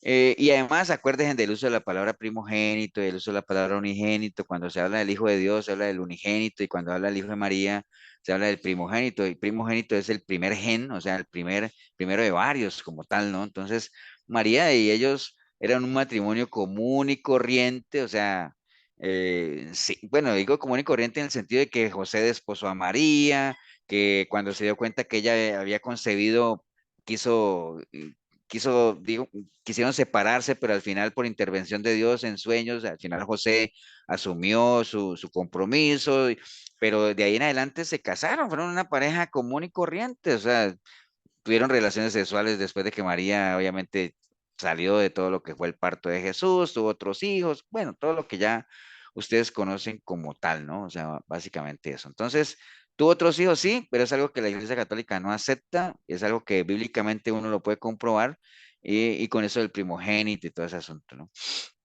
María no puede ser intercesora en lugar de Jesús. Bueno, eso también lo sabemos. ¿Por qué? Porque ella era humana, como todos los demás, nacidos de simiente de hombre, y con una naturaleza pecaminosa como tal, como todos los demás, ¿no? Todo eso tiene su respaldo en varios libros de la Biblia, de digamos, la naturaleza o la calidad con la que uno nace, ¿no? Como tal, ¿no? María refirió a su Salvador en Lucas 1:46. Ella se refirió a Jesús como su Salvador, ¿no? Entonces, imagínense, ¿quién necesita un Salvador?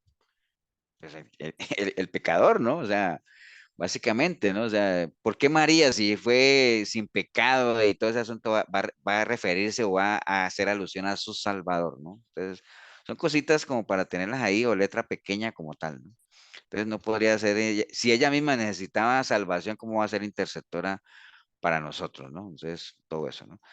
Ya eso lo sabemos también, lo que está en amarillo ahí. Nosotros tenemos libre acceso al Padre porque fue uno de los privilegios que nos dio nuestro Señor, obviamente con su sacrificio en la cruz como tal. Ok, hay otros versículos que hablan de honrar a Jesús como tal, al Hijo, todo ese asunto. Jesús es el único intercesor entre el hombre y Dios, de eso no nos cabe duda. La asociación a María como Salvadora en lugar de Jesucristo, nada que ver, o sea, ella no fue la que murió en la cruz como tal, entonces no hay nada que hacer en esa parte, ¿no? La Biblia es clara, la persona que no confía solamente en Jesucristo no puede ser salva, eso no tiene ningún pierde, contrario a lo que decía el cura ahorita. ¿Se acuerdan que él decía que ellos tienen a María, a los evangelistas, a los apóstoles, con los cuales vino a nosotros la salvación? O sea, una cosa es que los discípulos y los evangelistas hayan servido de instrumento para ir y llevar las buenas nuevas de salvación, pero una cosa es llevar la buena nueva de salvación. Yo puedo ir y predicarle a alguien sobre la salvación, y esa persona puede que diga, sí, acepto, pero tiene que entregarle su vida a Cristo, no me la va a entregar a mí por el hecho de que yo le llevé la buena nueva, ¿no? El que da la salvación es Cristo, nada más, no María como tal, eso lo tenemos claro, pero es algo, acuerden que todo esto yo sé que lo tenemos claro, pero lo que estamos es teniendo información, porque todos lidiamos con gente católica todos los días, ¿no? Y gente que ya está muy cerrada en esa parte, ¿no? Entonces, para que nosotros sepamos que hay versículos, que hay información que nos pueden servir para respaldarnos, y obviamente todo lo que es el Evangelio como tal, hacer defensa de él, ¿no? Bueno, esto de la voluntad del Dios Padre, se acuerde que era lo que decía obviamente Davis ahorita, y que yo les comentaba, que es probablemente como niño él se sujetó a los papás y como tal, pero llegó un momento en que les dijo, bueno, no sabéis que en los negocios de mi padre me es necesario estar, ¿no? Entonces, hay un tiempo definido cuando los niños ya llegan a ser adultos. Acuérdense que para los judíos, ya un chico de 12 años ya empieza a adquirir otras responsabilidades como tal, ¿no? No es una casualidad de que esto se haya dado exactamente cuando el Señor tenía 12 años. Ya a los 12 años los chicos ya manejan palabra, manejan Torah como tal, no es que ya van a irrespetar a los padres como tal, pero ya comienzan a tomar alguna serie de decisiones en lo que al seguimiento de su doctrina o de su conocimiento bíblico tiene que ver como tal, ¿no? Dice que Básicamente él eso. crecía, Eso siempre dice que él obedeció. crecía en estatura y Ujú. conocimiento. Y en sabiduría, sí, obviamente que sí. Entonces Jesús siempre, siempre, de lo que sabemos, siempre obedeció la voluntad del Padre, ¿no? Básicamente lo dejó bien claro, yo no he venido aquí a hacer la voluntad de nadie, nada de eso. Si fuera que Jesús siempre obedecía los deseos de María, obviamente sería ir en contra de la voluntad de Dios mismo y lo que está establecido en la palabra, ¿no? Como tal, ¿no? Entonces, la voluntad de intercesión de María, pues por donde le veamos, no tiene ningún tipo de respaldo como tal, ¿no? Ahora, ¿cuál es la voluntad de Dios el Padre entonces? Bueno, Juan lo dice, ¿no? Porque acuérdense, Jesús dijo, yo vine a hacer la voluntad del Padre, no la de nadie. ¿Cuál es la voluntad del Padre? Y esta es la voluntad del que me ha enviado, que todo aquel que vea al Hijo y cree en Él tenga vida eterna, y yo le resucitaré en el día postrero como tal, ¿no? Entonces, básicamente es eso, ¿no? ¿Qué más tenemos aquí? Que básicamente eso, bueno, obviamente la Iglesia Católica dice que la autoridad viene de Pedro, que es uno de los, pues podría ser un dogma que lo vamos a ver más adelante cuando veamos los dogmas de la Iglesia como tal, pero ellos lo que dicen es que la autoridad viene de Pedro, eh, pero acuérdense que, imagínense, si la autoridad máxima de la Iglesia Católica y el inicio de todo fue Pedro, pero bueno, recordemos que a Pedro lo tuvo que regañar Pablo, ¿no? Pablo regañó a Pedro por allá en Gálatas 2:11.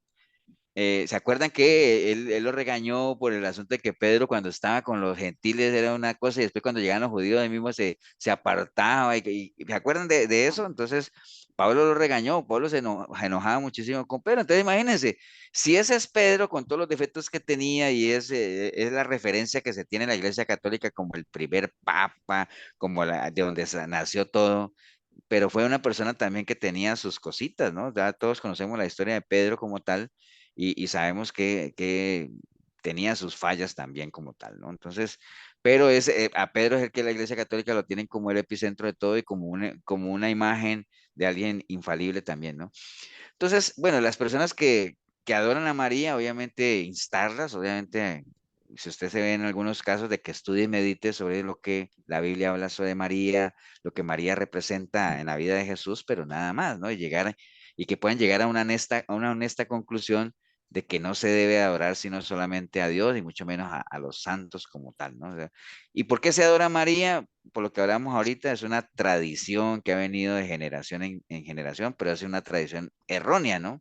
Empezó de una manera errada, sin respaldo bíblico, y así se ha venido extendiendo a lo largo de los años, básicamente, ¿no? Es lo mismo aquello de llamar a los sacerdotes padres, ¿no? Que la misma Biblia enseña de que uno no debe llamar a nadie padre, sino al que está en los cielos como tal.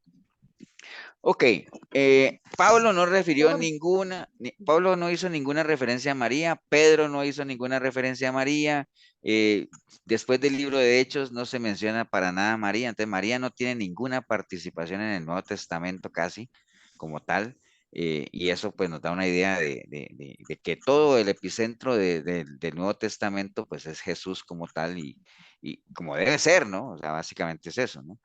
Entonces, ¿qué debe hacer alguien que quiere de verdad honrar a Jesús? Pues obviamente siempre hacer la voluntad del Padre y la voluntad del Padre, ¿cuál es? Que nosotros creamos en el Hijo y es por medio de Él y de su sacrificio que nosotros podemos llegar a tener vida eterna. El que cree en Jesús será salvo y el que no cree, pues ya prácticamente ha sido condenado como tal.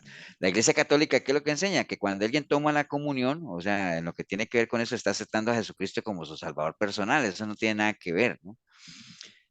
Dígame, los que fuimos católicos, ¿cuántas hostias no nos comimos estando en pecado? O sea, muchas, ¿no? O sea, muchísimas, diría yo. Entonces, pero la Iglesia Católica enseña eso, ¿no? El que come de la carne y bebe de la sangre, pues básicamente lo está aceptando como su salvador personal y sabemos que no es así, ¿no? O sea, bíblicamente no es así como tal. Ok, algunos versículos claves, prohibición de buscar a los muertos, eso está en Deuteronomio, solo a Dios se adorará, eso está en Mateo, adoración rechazada por los hombres de Dios, eso está también en Hechos, adoración rechazada por los ángeles, el mandato de María a todos los hombres está en Juan 2:5, Pastor, Jesús, disculpe, ajá, pastor, entonces ellos toman la hostia como nosotros la cena. sí, supuestamente es la idea, ¿no? La hostia es el cuerpo de Cristo y a veces a uno la otra vez la hostia se la untaban de un poquito de vino, a veces no, representando el cuerpo y la sangre de Cristo. Lo que pasa es que no se hace, digamos, la advertencia de que uno debería, como dice la palabra, debería hacer ese recordatorio eh, haciendo discernimiento, digámoslo, de la forma en la que cada uno está viviendo, si es de una manera digna o no. ¿Me entiendes? Pero eso es como para todo, eso es como las famosas iglesias cristianas ahora donde a todo mundo le profetizan, ¿no? Que se ha vuelto una moda. Entonces llega uno a una iglesia y la iglesia da un mensaje de 15 minutitos y después al final comienzan a profetizarle a todo mundo. Entonces, ¿cómo le van a profetizar algo de Dios a alguien que ni siquiera sabe si ha nacido de nuevo o no? Porque ni siquiera se han llamado. ¿Me entiendes? Entonces es exactamente lo mismo en la Eucaristía en la Iglesia Católica. Pastor, Sí. ¿puedo devolverse un momentito en la pantalla para poder anotar los versículos de referencia? Si me hace el favor. A eso si quieres yo te los paso por ahí. Ah, bueno, gracias. Esto, después les paso el documento si quieren para que tengan toda la información.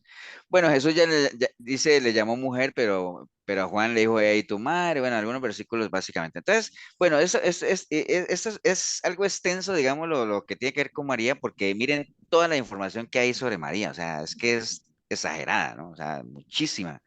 Y el catolicismo gira en torno al marianismo, digámoslo así, o Y, a mariología que vimos ahora, ¿no? pastor, y Bueno, sabe a mí que me ha llamado la atención siempre. Bueno, no sé, que yo pienso, porque por ejemplo está el montón de vírgenes, ¿verdad? Porque no solo es María, sino que para los católicos está la Virgen de los Ángeles, la Virgen de Fátima, la Virgen de Guadalupe, y digo yo, como entonces es como que la misma Virgen María es ese montón de otras vírgenes, ¿verdad? Un montón de personas más. es que, por ejemplo, María, por ejemplo, ¿tú sabes por qué se llama, aquí cerca de mi casa hay una iglesia que se llama María Reina? Y más arribita hay otra que se llama Virgen de Loreto. Entonces, oye, obviamente es la misma María, María fue una sola, ¿no? O sea, no es que hay diferentes vírgenes María. Que ahí es donde radica también, Karina, lo que tú dices, de que hay gente en Cartago pidiéndole a la Virgen de los Ángeles, hay gente acá pidiéndole a la Virgen de a que hayan como si María estuviera en diferentes lugares. Si es que realmente pudiera estar, ella solamente podía estar en un solo lugar porque ella no es omnipresente, pero ahora ya ni siquiera ni allá ni acá porque ella ya, eh, pues digamos lo que está en el cielo, ¿no? Llamémoslo así, o que está pasó a la presencia del Señor, entendiendo que fue una sierva del Señor que hizo su voluntad, entonces démosle de que ella está en la presencia del Señor, ¿no? Pero nada más, o sea, ya no puede hacer nada más. Pero sí, todo eso son tradiciones, Karina, básicamente de nombres que se le dan, pero en buena teoría es la misma María, ¿no? Pero María, María acá, María allá, etcétera, etcétera. Pues son puras tradiciones de hombres, básicamente. Sí, exactamente. Lo que yo digo es, digamos, es la misma Virgen María, sí. Lo que pasa es que los católicos creen que es la misma Virgen María, pero un montón a la vez. Eso es Sí, a lo sí, que sí, me refiero. correcto. Ok, bueno, eso es todo lo que es de María como tal, muchísima información. Cuando veamos, por ejemplo, los dogmas de Dios, de Jesucristo, ustedes se van a dar cuenta, mire todo lo que vimos de María, cuando veamos los dogmas de Dios, de Jesucristo, de la creación del mundo, del ser humano, del Papa, de sacramentos, de las últimas cosas, ustedes se van a dar cuenta que son cositas así nada más. No hay mucho, digamos, no hay mucho material, digámoslo así. ¿Por qué? Porque aquí lo que importa es María como tal, ¿no? Pero bueno, por ahí anda el asunto, ¿no? Déjenme un momentico para dejar de compartir aquí. Por ahí anda el tema, ¿no? No sé si alguien tiene algo que aportar, alguna duda.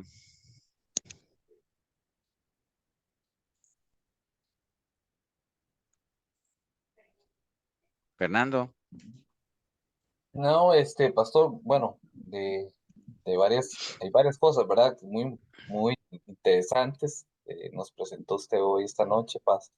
Y parte de eso, yo ya lo había escuchado varias veces y ahora, que usted lo mencionó, lo que es, la reina del cielo, ¿verdad?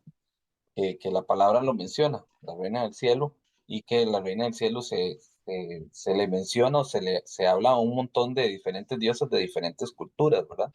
Entonces, y la Biblia nos enseña, pero a través de otros libros que no son bíblicos o históricos de otras creencias, religiones, que son no solo monoteístas, sino especialmente politeístas, perdón, se habla de las reinas del cielo, ¿verdad? Y los babilonios tienen sus reinas del cielo y los romanos, los grecorromanos, eh, todo lo que son los mismos sumarios, ¿verdad? Entonces, y ver que los católicos lo mencionan o lo tienen como su dogma, ¿verdad? Y no se ponen a investigar la historia y la misma Biblia, que es la que nos enseña que esto es anticristiano y es más bien como así, es el título que le dan a la Virgen María, a ellos, ¿verdad? A la Virgen María que ellos le dicen la Reina del Cielo. Entonces, qué contradictorio, ¿verdad? Que la misma palabra es la que nos va a sacar ignorancia, pero como dice usted, a la hora de no leer, no escudriñar la palabra, seguimos en la misma ignorancia. Es decir, lo mismo que se vio en la antigüedad, ¿verdad? En el antiguo pacto, en el Antiguo Testamento, de que el pueblo de Israel, por olvidar la historia, se fueron metiendo en la idolatría. Es lo mismo que ha pasado con muchas doctrinas o muchas religiones, y en este caso la católica, que por falta de conocimiento se han metido en esta doctrina, que de hecho es una de las más grandes a nivel mundial.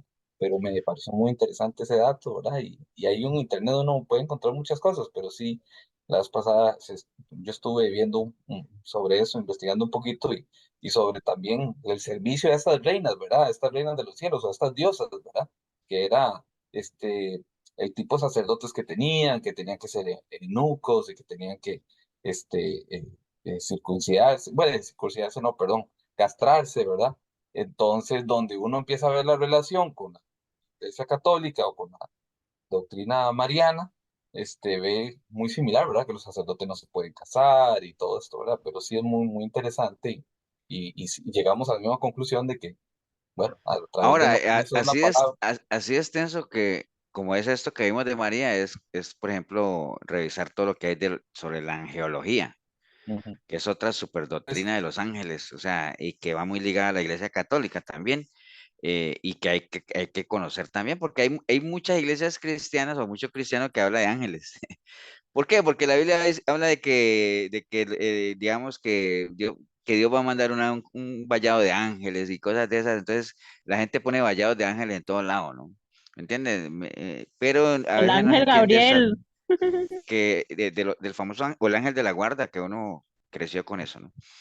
Pero bueno, sí, entonces hay mucho, es bueno saberlo, ¿no? El tema de María, nada más, porque es un tema muy espinoso, o sea, todos tenemos familia católica y hay que saber manejar ese tema. Obviamente, acuerde, misericordia y verdad siempre, ¿no? O sea, con misericordia, pero siempre teniendo la verdad. Y es la única manera de combatir toda esta cantidad de dogmas, entendiendo, obviamente, acuerde, un dogma es un precepto, es un concepto que se establece, que no admite discusión, aunque no tenga sustento, ¿no? O sea, eso es un dogma. Entonces, por eso las doctrinas nuestras no son dogmas. ¿Por qué? Porque sí tienen sustento y sí tienen base, ¿no? Entonces, eso ya le quita la categoría de dogma. De la Iglesia Católica, todas son dogmas. ¿Por qué? Porque son cosas que no están en la Biblia, sino que por allá el Papa Pío Pío, pues lo estableció, ¿no? Y así quedó.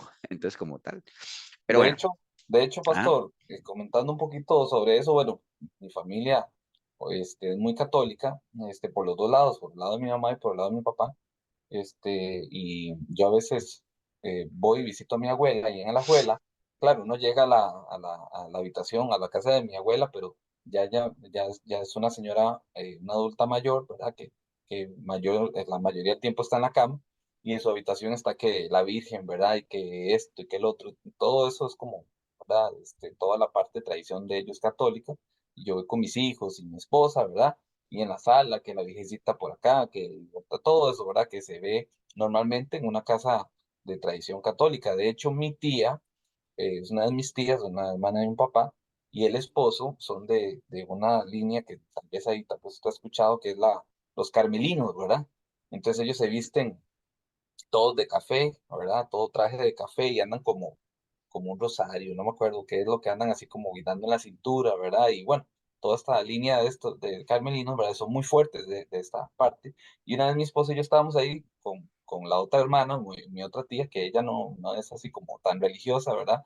Sino que más bien ahí ella es más como más light en ese sentido. Y llegó esta tía y se sentó con nosotros a comer, y entonces nosotros oramos, mi esposa y yo, ¿verdad? Con los chicos. Entonces ella se nos quedó viendo y empezó a hacernos preguntas. Ustedes, ¿de dónde ustedes, de qué religión son, ¿verdad? Entonces nosotros, no, nosotros somos cristocéntricos.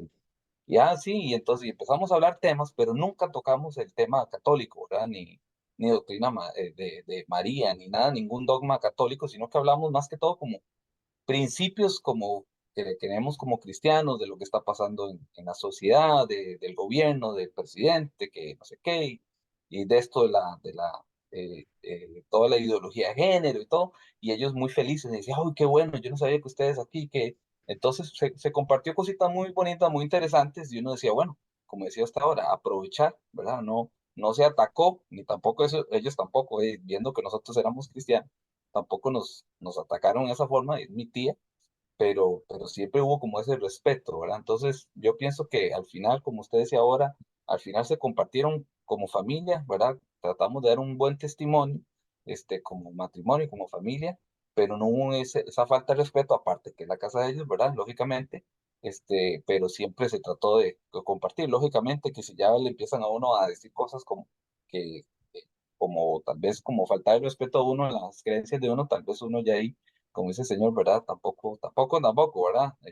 Hay que sacudirse el polvo y mejor, ya me voy, que les vaya muy bien, ¿verdad? Lógicamente, pero entre más uno puede evitar y aprovechar los tiempos, ¿verdad? Yo creo que eso es súper importante, me queda muy grande esa O enseñanza. sea, el tema de María es tan pesado que, porque, digamos, bueno, tal vez Elsa no lo sepa, pero ¿por qué perdió Fabricio las elecciones hace, hace 4 u 8 años? O sea, aquí en Costa Rica hubo, para poner a Elsa en contexto, hace, no sé, no se me acuerdo cuántos años, 6 años. que hace 6 años que, digamos, a la final, para las elecciones presidenciales, llegaron dos candidatos, uno que era de corte cristiano. Primera vez en la historia que pasa eso, ¿no? O sea, porque siempre han habido partidos tradicionales. Entonces había un cristiano, aunque no fuera el cristiano, pues, el mejor ejemplo de cristianismo, pero digamos que por lo menos era una persona que estaba en las toldas cristianas, pero era de la línea de Ronnie Chávez y todo eso. Entonces, al final, él dijo que su pastor era Ronnie Chávez y Ronnie Chávez en algún momento habló mal de la Virgen de Los Ángeles, que eso era un demonio y que yo no sé qué. Y entonces se agarraron de ahí y con eso ya siendo un pueblo tradicionalmente católico y mariano, Costa Rica, pues por eso perdió, ¿no? Entonces, es un tema bastante delicado. Bueno, vamos a orar, vamos a darle gracias a Dios por esta oportunidad que nos ha dado. Regálanos bueno, Fernando, de una vez ahí para despedirnos. ¿Vale? Sí, claro.